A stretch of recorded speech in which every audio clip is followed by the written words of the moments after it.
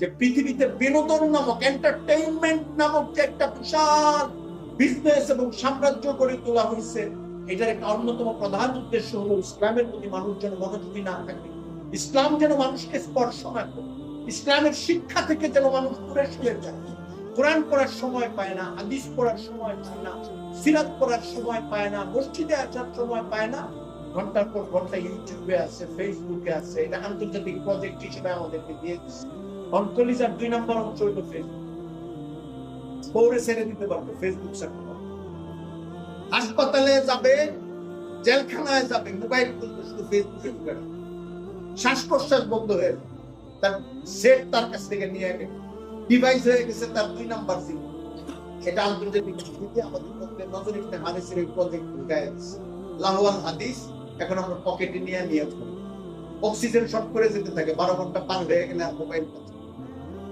আপনি দেখবেন ওষুধ নাই, পেরেশানি নাই, মায়ের সেলান নাই, পেরেশানি নাই, ঘরে খানা নাই, চাল নাই, বিবি বলতেছে যে চাল কিনে নিয়ে আসো, পেরেশানি নাই। তার মোবাইলটা হঠাৎ করে স্ক্রিন আউট হয়ে গেছে, দেখুন তাড়াতাড়ি মেকার কাছে শুরু করছে। সুন্দর জায়গা, মোবারক মসজিদে, এটা একটা ঐতিহ্যবাহী আলেমদের বাড়ি। আমি এখানে এসেছি, নিজে এসে খুব খুশি হয়েছি। তাদের সঙ্গে দেখা হয়েছে, তাদের আন্তরিকতা, মহাব্বত। হযরত মাওলানা রানীর বাজার মাদ্রাসার মোতামিম স্যার, ওনাদের দীর্ঘ মেহনত এবং তার আব্বা লম্বা মেহনত আছে এই জায়গার প্রতি। বাংলাদেশের বিভিন্ন জনপদে আমি যাই, 200 বছর 100 বছর আগে থেকে মেহনত করে করে এক একটা এলাকা করে প্রাচীন এরকম আলেম, সাধক, দরবেশ, দায়ী, তাদের অনেক ভূমিকা, যে কারণে আমরা সহজে দিন পালন করতে পারি। কুমিল্লা শহরের নানান প্রান্তে আপনি এই দৃশ্য পাবেন। গোটা বৃহত্তর কুমিল্লায় পাবেন, নোয়াখালীতে পাবেন, লক্ষ্মীপুরে পাবেন। বাংলাদেশের শুধু উত্তরবঙ্গে আমি এই পার্সেন্টটা কম দেখি। উত্তরবঙ্গে আলেমদের দায়িত্ব, দীর্ঘ মেহনতের লম্বা ইতিহাস। আমার আব্বা ইংরেজি শিক্ষিত মানুষ ছিলেন, ইংরেজি শিক্ষিত মানুষ 100%। পুরা ফুটপাত তরুণ ছিল, দিন গ্রহণ করার পরে মাথা কামাই হচ্ছে। আমি আপনার জিজ্ঞাসা করছি, সবসময় মাথা কামাইতে নেই তারা কেন বলবেন? মাথাটা বাবা এই জন্য কামাইতাম, মসজিদ থেকে বের হইলে হুজুরের সামনে কাঁদতাম। যুবক মানুষ বিয়ের আগে বলবো, ও মসজিদ থেকে বের হইলে কিছু করে মনে হইতো টুপিটা আমি তুলে দেবো, টুপিটা খুইলা ভিতরে রাখবে, সবসময় টুপি মাথায় দিতে হবে। ওই ওয়াসওয়াসাটা মনের মধ্যে আসলো। তখন আমার মনে হচ্ছে উপায় নাই, আমার মাথা কামাইতে, মাথা কামাইলে মাথা ডাইকা রাখার ইচ্ছা। উনি মাথা কামাইছে, অনেক শার্ট প্যান্ট ছিল। আমার দাদিরা এসে দিচ্ছে, মা এটা মানুষের গরিব মানুষকে দিয়ে দেবো। আমার দাদি অনেক মায়া আমার বলতেছিল, তিনি কেমনি দিয়ে দিব, আমার কুতের জিনিস কুতে আমাকে পাঞ্জাবি পায়জামা পরা। তো কিছুদিন পরে এসে আমার বাপে দেখছে যে সব আছে ঘরে, পরে 2টা কেসি আছে দর্জির দোকান, তাই না প্যান্ট আর শার্ট মাঝখান দিয়ে কাটা শুরু করে দিচ্ছে। 10-12টা শেষ, নেকড়া বানায় ফেলছে। দাদু কয়ে এসে কি হচ্ছে, আমার দাদিও হায়াতে আছে, আমার আব্বাও হায়াতে আছে। তো দাদি বলতেছে যে কি শুরু করছিস, তুই এত মানুষকে দিয়ে আসবো? আম্মা আমার একটু পরে পরে এই প্যান্ট পরতে ইচ্ছে, একটু পরে পরে এই শার্ট পরতে ইচ্ছে, একটু পরে পরে এই গেঞ্জি পরতে ইচ্ছা করে, একটু পরে পরে এটা করতে ইচ্ছা করে। তোমার কইলাম তুমি ঘরের থেকে বাইক করো, তুমি ঘরের থেকে বাইক করো নাই। আমার তো আবার আগের হালতে দেখতে ইচ্ছা করতেছে, এই জন্য এখন হয় তুমি এখন দিবা, নাইলে পূর্বা, নাইলে আমি কাটবো আর মাথা কামায়া চলবো। 14 ফেব্রুয়ারি আমাদের উৎসব হবে। নিজের সন্তানকে যখন বালেক হয়েছে ওই হিসেবে বালেক হিসেবে ট্রিট করা শুরু করে, উত্তর করে, মহব্বত করে, স্নেহ করে। কিন্তু তাকে নামাজ ফরজ এবং পর্দা ফরজ শুরু করে না কঠিন ভাবে। এখন তো নামাজ বাদ দিলে গুনাহ হবে তার। এখন তার কিন্তু মানুষটা তার দায়িত্ব, একটা মেয়েকে সেভ করার টাইমে, ছেলেকে সেভ করার টাইমে ঢাকার বাইরে চলে গেছে তার বন্ধুরে। জানেন না এই গল্প আপনারা? সবাই বলতেছে বাচ্চা তো নাবালেগ। আমি বাচ্চারে দোষ দিই না, 11 বছরের মেয়ে বা 12 বছরের মেয়ে যাই বলেন, এটা সার্টিফিকেটের জন্য 1-1.5 বছর মা বাবারা কমায় এখন কলেজ ইউনিভার্সিটি। এই জন্য ধরেন 11 জায়গায় 12 বা 12.5 বা 13। কিন্তু এই মেয়ে যে সবাই ধুলা টুলা দিয়া মার্কেটিং করে মোহাম্মদ পত্রিকা কই চলে গেছে, চাপাই নবাবগঞ্জ কই গেছে, নৌকা গেছে। এই দুষ্টের মেন না, ওর বাবা মা তরবিয়ত করে নাই। এবং বালেক যখন হয় ছেলে আর মেয়ে, বাপ মা বলে 11 বছর থাকে, 11 বছর থাকে, এটা এখন 11 বছর মাইনে যদি বালেক হয় নাই। আপনি জানেন না বালেক হওয়া কাকে বলে? ছেলেকে দেখতে বুঝেন না, মেয়েকে দেখতে বুঝেন না। মেয়ের মা তো দুনিয়ার সবচেয়ে বেশি জানে আমার মেয়ে কবে পালে প্লিজ। বয়স আপনি 11, 12, 13 কেন বলবেন? আমরা তো জানি আমার মেয়ে কখন পালবে। আমি একজন বাবা হিসেবে আমি তো আমার মনে আছে আমার ছেলে প্রথম যেদিন মনে হচ্ছে যে এই ছেলেকে এখন গোসলের ফরজ কেমনে ফরজ গোসল করতে আমার বলা উচিত, ও ভয় পাচ্ছে, নিজে ব্যাখ্যা করে করে করে করে করে বুঝায় বলেছে এটা যে প্রবলেমের কিছু না, এটা যে ভয় পাওয়ার কিছু না, এটা যে এই, এটা যে এই, এটা যে এই, এটা বলে বলে বুঝায় গেছে। আমি জানি যে ছেলে তো বালিক হয়ে গেছে, 13 বছর বা 13.5 বছর বা 14 বছর বয়সী এই ঘটনা ঘটছে। শিশু চাইল্ড বিয়া 19 আর এদেরকে অন্য কোনো ভাবে ট্রিট করাও যাবে, এটা একটা ভয়ঙ্কর জিনিস।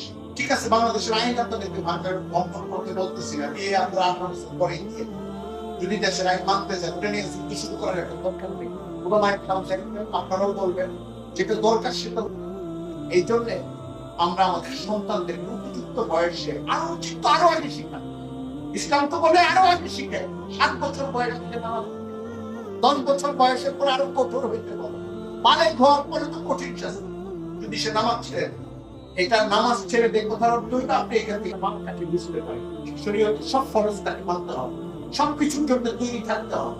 এটার জন্য আমাদের ছেলেদেরকে মেয়েদের পেছনে এই মনোযোগটা আমাদের বজায় রাখতে অশ্লীলতার যে সয়লাভ আগামী 14 ফেব্রুয়ারি একটা দিন আপনারা জানেন। 14 ফেব্রুয়ারি কি ফজিলতের দিন, খুব ফজিলত বাংলাদেশ ফেরা হবে। ওয়ার্ল্ড ওয়াইড সমস্ত তরুণ তরুণীদের জীবন বাঁচাইতে হবে। আমাদের যত পরিচিত মানুষ আছে ঘৃণার আইটেম বানাইতে হবে যে 14 ফেব্রুয়ারি হাতে তসবি নাই, মসজিদে যায় নাই যে ছেলে হাতে তসবি বিশেষ কারণে রাখতে হবে। তরুণদের উসুল কালিমা পড়বো, বন্ধু বান্ধবকে ডাক দিব, তিনি কাজের মধ্যে ওই দিন তুমি কাজের মধ্যে যুগ হইলে আলাদা সব বেদাত বানাবো না। কিন্তু বুঝার জন্য বলতেছি, উল্টা করার জন্য, যেহেতু ওই দিনে ফুর্তির টাইম, ছেলে মেয়ে একসাথে ভাই পত্রপত্রিকায় কত মজার দিবস, সিনার দিবস লিখতে পারে, আকাম কুকাম দিবস, এটা তো একটা লেখার দিবস, এটা লেখে, এটা লিখলে এইটা না করে এটাকে প্রমোট করা হয় মন্ত্রী লেভেল থেকে, সম্পাদক লেভেল থেকে, বুদ্ধিজীবী লেভেল থেকে। আমাদের তারুণ্য আজকের দিকটা একটু একসঙ্গে হবে, প্রেম বিনিময় মনে হয়েছে কত মহান জিনিস করতেছে। এটার প্রতি আমাদের মসজিদ থেকে শুধু না, সামাজিক ভাবে ক্যাম্পাসগত ভাবে রোডে ঘাটে একদিনের জন্য না, শুধু এটা একটা সিম্বলিক জিনিস যে ওই দিন সহ আমাদের 365 দিন রাস্তা ঘাটে। আমারও বলছি সামাজিক মারামারির দরকার নাই, হইচই দরকার নাই, খেলা দেখার দরকার নাই, নতুন প্রবলেম করার দরকার নেই। আমরা কালচারটাকে উন্নত করার চেষ্টা, কালচারটাকে ফলো করার চেষ্টা। আমরা ট্রেন বানাই সমাজের উল্টাটা, যে না এটা না, এটা অন্যায়, ব্যক্তিগত আলাপচারিতার মধ্যে জিনিসটাকে নিয়ে আসে। আমাদের দিনের প্রতি আমি একটা লম্বা না করি এই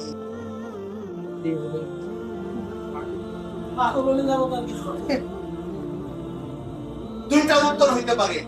একটা উত্তর হইল যাতে শ্রমের সাথে আব্বা দিতেছি, আরেকটা উত্তর হইল শুরুতে একটু জবাব যে তো নাম বলতে কোনো সমস্যা আছে, আর তার মধ্যে কি আমার নাম বলতে সমস্যা মনে করছে 500 জায়গা যেখানে 5 কোটি টাকা, ওইখানে 5 লাখ টাকা বিক্রি হবে, 100টা প্লট বিক্রি হবে, একটা 5 লাখ প্লট, আর ডাউন পেমেন্ট 50,000, বাকিটা আমার দিয়ে দিবে। আমার যদি কেউ এসে বলে যে কাগজপত্র নিয়ে এসে যাচাই করে রাখবেন, আমি কাগজপত্র শুনতেই রাখবেন, কারণ অবাস্তব জিনিসের যাচাই কি? একজন যদি বলে যে ওপেন হার্ট সার্জারি ফিস দিতে তার মধ্যে দোকানের পিছনে টেবিল আছে ওইখানে সে করে দেন, এবং ওষুধ লাগে সব মিলায় 250 টাকা। তো এই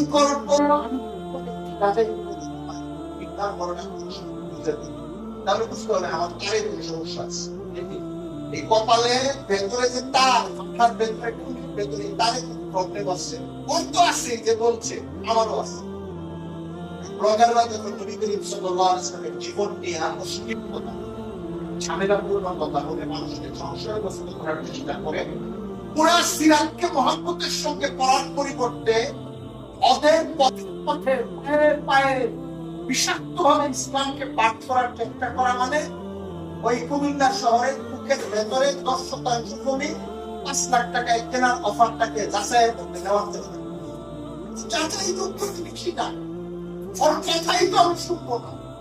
মোদী এখানে পিছনে বাইপাস সার্জারি করবে, হার্ট সার্জারি করবে, এই গল্প যেরকম অবিশ্বাস্য, ওই জমি বেচার গল্প যেরকম অবিশ্বাস্য, নবী করিম সাল্লাল্লাহু আলাইহি ওয়াসাল্লাম সম্পর্কে গল্প করা, এই গল্পের পেছনে আবার তাদের ফর্মুলা অনুযায়ী পথ চলা, এটা এরকম একটা অবিশ্বাস্য কাজ যেন আমরা কখনো না নবীর জীবন বলবো, নবীর জীবনের তখন আমরা এটার মজা পাবো, মাধুর্য পাবো। কেন আজকে বলি, সাহাবায়ে কেরামের জীবনের আলোচনা করতে গেলে কেউ আলোচনা ওইটাকে কমপ্লিট করে ফেলে, আমি মাঝে মাঝে আপত্তি করি। যেমন সাহাবী কিরকম ব্যবসায়ী ছিলেন, এই আলোচনা করতে গিয়ে শ্রেণীর মানুষ আছে, একজন সাহাবী অনেক বড় ব্যবসায়ী ছিলেন, এটা অনেক সুন্দর করে পাবো। এরপরের জন্য এসে আবার ব্যাখ্যা করেন সাহাবীদের কর্পোরেট লাইফ শব্দ দেখে উন্নতি হচ্ছে। এরপরের জন্য এসে আবার বলেন সাহাবীরা পিছিয়ে ছিলেন না, দুনিয়াতে কোটি কোটি বিলিয়ন বিলিয়ন ডলারের সমান সম্পদের মালিক ছিলেন, ওনারা বড় বিজনেসম্যান ছিলেন এবং দুনিয়াতে বিজনেসের উদ্যোক্তা হিসেবে নেতৃত্ব দিয়ে গেছে। তারপরের জন্য এসে বলবে সাহাবায়ে কেরাম টাকা পয়সা এবং দুনিয়ায় কিভাবে টাকা পয়সা বিস্তৃত করতে হবে, বড় বড় বিল গেটস ওনারা ছিলেন। আমাদের আধুনিক বক্তব্যগুলি এখন হয়েছে, আপনারা একটু মনে রাখতে হবে সাহাবীদের মধ্যে আব্দুর রহমান ইবনে আউফ সহ যারা বড় লোক ছিলেন, যখন জিহাদের সময় হচ্ছে সব টাকা পয়সা ব্যাংক ব্যালেন্স রূপা করতে বলতেছে, সব আপন জায়গায় রাইখা তবু একটা কান্দে নিয়ে শহীদ হওয়ার জন্য ময়দানে আছে। তাদের তেজারাত এবং জিহাদ, তাদের হায়াত আর মওত, তাদের দুনিয়া এবং আখিরাত টাকার দুই পাশে যেরকম দুইটা পিঠ লাগানো থাকে এরকম লাগানো ছিল। এই জন্য নবীর জীবন বা সাহাবীর জীবন আলোচনা করার সময় ওনারা দাম্পত্য জীবনে খুব সুখী ছিলেন। এই বাক্যটা একবার বলার পর বারবার বলতে থাকেন তাহলে ব্যাখ্যা করবেন, কারণ দাম্পত্য জীবনে সুখী ছিলেন। কিন্তু আমরা বাঙালি মুসলমান যেরকম বউ বাচ্চা সন্তান তুমি কাঁচা বাজার, আবার বাসায় আসা, আবার জীবনটা কাটানো, রাস্তায় কিন্তু সামনে দৌড় দিয়ে আমার বাসার মধ্যে আইসা পড়া, এই জীবন তারা যাপন করে সংসারে হাসছেন, বাজার করছেন, মহব্বত করছেন, বিবির সাথে শুনছেন, দরকার জিহাদের দাগ আসছে, শোয়ার মধ্য থেকে উঠা গেছেন, গিয়ে ওইখানে ময়দানে শহীদ হয়ে গেছেন, ফেরেশতা তাড়াতাড়ি গোসল করতেছে। জীবনের দুইটা অংশ না বুঝলে মনে হবে ভোগ পাবে, জীবনের দুইটা অংশ মনে না হলে মনে হবে টাকা কামানো ওলা, জীবনের দুইটা অংশ মনে না হইলে মনে হবে দুনিয়ার লাইনের লিডার করে গেছে। সাহাবায়ে কেরাম লিডারি দুনিয়ার লাইনে করলেও পুরা জীবনটা আখিরাতের সঙ্গে যুক্ত ছিল, যেন একদম কিয়ামত আসর আখিরাত তার পিছের সঙ্গে লাগানো। আর কি আমরা যেরকম ব্যাগ সেখানে যাই পেছনে অফিসের কলেজের খাতাপত্র আছে, আমি যে একটু স্টুডেন্ট বুঝা যায় সাহাবীদের ব্যবসার সঙ্গে জিহাদ এভাবে লাগানো ছিল, তাদের সমস্ত কাজের সঙ্গে জিকির আজকার এইভাবে লাগানো ছিল, তাদের সব কিছুর সঙ্গে আখিরাত এভাবে লাগানো ছিল। নবী করিম সাল্লাল্লাহু আলাইহি ওয়াসাল্লামের সংসার, সাহাবীদের সংসার, বিবির কাছে গেছেন, বাচ্চা হইছে, সংসার হইছে, বাচ্চাদেরকে আদর করছেন, সব ছিল, আবার একটু পরে পরে শহীদ হয়ে যাওয়ার গল্প হচ্ছে। এই জন্য এই দুইটা জিনিসকে না মিলাইলে শুধু প্রেম মনে হবে, শুধু দাম্পত্য মনে হবে, শুধু ফুর্তি মনে হবে, শুধু সংসার মনে হবে, শুধু নারী পুরুষের সম্পর্ক মনে হবে। আল্লাহর নবী এবং তার সাহাবীদের জীবনের মধ্যে দুনিয়া হালাল ভাবে তো ছিল, কিন্তু আখিরাত তার সঙ্গে আঠার মতো, ঘামের মতো, শ্বাস প্রশ্বাসের মতো, জীবনের মতো যুক্ত ছিল। এটাকে যদি আমরা আলাদা করে ফেলি তাহলে আমাদেরকে বিভ্রান্তি করা সহজ হবে। আমি আবার আগের জায়গায় ইসলামকে আটকায় ফেলার আরেকটা পন্থা হলো শাহওয়াতে নফসানিকে, হায়েশাতে নফসানিকে পরিচিত। আজকের গোটা পুঁজিবাদী পৃথিবী কাফেররা তো করেছে, আজকের গোটা পুঁজিবাদী পৃথিবী অনেকগুলি ইন্ডাস্ট্রি খুলেছে মানুষকে অশান্ত করার জন্য, মানুষকে শান্তভাবে চিন্তা করা থেকে দূরে সরানোর জন্য। স্পোর্টস একটা বিশাল ইন্ডাস্ট্রি, স্পোর্টস খেলাধুলা, টেনিস, ক্রিকেট, ফুটবল। আপনি বলবেন যে এটা অশ্লীল কি? এটা অশ্লীল না, এটা লাহওয়াল হাদিস। অনেক জায়গায় অশ্লীল, অনেক জায়গায় অশ্লীল না, অনেক জায়গায় ডাইরেক্ট অশ্লীল না, ইনডাইরেক্ট অশ্লীল, অনেক জায়গায় ডাইরেক্টই অশ্লীল। আপনার এমন অনেক খেলা আছে যে খেলাটাই অশ্লীল, এমন অনেক খেলা আছে, খেলাটা অস্থির না, তার দর্শকদের হুমড়ি খেয়ে পড়ার ধরনটা অস্থির। অনেক এমন খেলা আছে যে খেলাধুলার গুলোর মধ্যে মানে আন্তর্জাতিক ভাবে যেগুলো প্রচার মাস্টার বেস লাগায়। আমার মাদ্রাসার ছাত্ররা, উলামায়ে আমার স্কুল কলেজের ছাত্ররা স্বাস্থ্যের জন্য যদি হাঁটু পর্যন্ত ঢাইকা ফুটবল খেলে নামাজ নষ্ট না করে, এটা জায়েজ আছে। আমি এই খেলার কথা বলতেছি, এটা ইন্ডাস্ট্রি বানাইছে তারা, এটার উপর ভিত্তি করে আন্তর্জাতিক প্রচারণা, বিশ্বকাপ লেভেলের খেলা, ওয়ার্ল্ড ওয়াইড যে খেলাগুলো প্রচার হয়, আমি ওই খেলার কথা বলতেছি। ফরজ তরফ না করে ক্রিকেট খেলুক, ফুটবল খেলুক, ব্যাডমিন্টন খেলুক, গোল্লাছুট খেলুক, নিজেদের মধ্যে শরীরের কসরত খেলুক, যাই করুক, যদি সে ফরজ তরফ নামাজ করে না করে অন্য কোনো বন্ধত্ব যুক্ত না করে, এটা নিয়ে আমার কথা না। এই বয়ান আমি জ্ঞান করতেছি, এটা আমরা ছোটকালে করে আসছি। আমাদের আসাদিজা একরাম পাহারাদারি করছেন, আসরের পর থেকে মাগরিব পর্যন্ত খেলছি, বোলিং করছি, ব্যাটিং করছি, ফুটবলে খেলছি, গোল দিচ্ছি। আবার মাগরিবের 10 মিনিট আগে বেল বাজাইছেন, তাড়াতাড়ি গোসল করে মাগরিবের সময় আবার শামিল হয়েছি। যার দেখছে জামাত চুকছে তার আবার পিঠা খেতে হয়েছে। আমাদের খেলাধুলা পড়াই জিনিসটা এইভাবে, এটা হলো ভারসাম্য। কিন্তু ওয়ার্ল্ড ওয়াইড যে খেলা প্রচার হয়, যে সাঁতার প্রচার হয়, নানা ধরনের খেলাধুলা প্রচার হয়, পত্রিকায় যেগুলো ছবি আসে, যেগুলো ফেসবুকে দেখা যায়, টেলিভিশনে যেগুলি প্রচার হয়, এর সঙ্গে অশ্লীলতা জড়িত, মানুষের মাদকতা জড়িত, এবং গোটা পৃথিবীর মুসলিম বিরোধী মানুষের মনোযোগ নেওয়ার মতো ইস্যুগুলো ডাইভার্ট করা হয় এটার দ্বারা। যেখানে মানুষের কাঁদা উচিত, মানুষ খেলা নিয়ে হাসতে থাকে। মানুষের মেতে থাকা উচিত গাজা নিয়ে, মানুষ মেতে আছে ফুটবল নিয়ে, ক্রিকেট নিয়ে, বিভিন্ন জিনিস। এই জন্য এই জিনিসগুলো আমাদের বোঝার চেষ্টা করা উচিত। Sponsored by Asadir Punjabi Tailors and Fabrics, Kumilla।